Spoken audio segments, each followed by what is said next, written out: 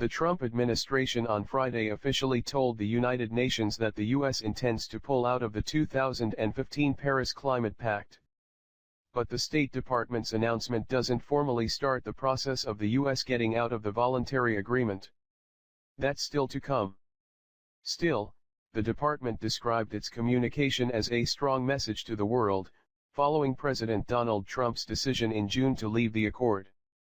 The State Department is telling that UN what the president already told the world on June 1 and it has no legal effect, said Nigel Purvis, who directed U.S. climate diplomacy during the Bill Clinton and George W. Bush administrations. Purvis said countries can't withdraw from new international agreements, including the Paris Climate one, until 3 years after they go into effect. The Paris Agreement went into effect on November 4, 2016. Then the process takes a year.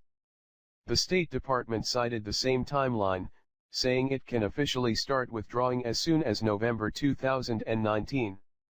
That means the earliest the U.S. can be out of the climate agreement is November 4, 2020, the day after the next presidential election. In a statement, the State Department said the U.S. will continue to participate in international meetings and negotiations on current and future climate change deals. The next meeting is in Bonn, Germany, in November. Trump is open to re-engaging in the Paris Agreement if the United States can identify terms that are more favorable to it, its business, its workers, its people and its taxpayers, the department said. Under the agreement, countries set their own national plans for cutting climate emissions.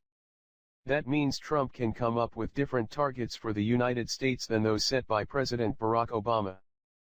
But Trump can't unilaterally change the text of the Paris deal. Under Obama, the U.S. agreed to reduce polluting emissions more than a quarter from 2005 levels by the year 2025.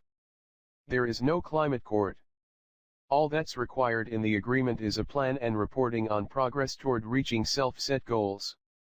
No matter what the U.S. does, the Paris Agreement remains in effect because enough other countries ratified it. The Paris Agreement aims to prevent the Earth from heating up by 3.6 degrees Fahrenheit since the start of the Industrial Age. The world has already warmed about 2 degrees Fahrenheit since the Industrial Revolution.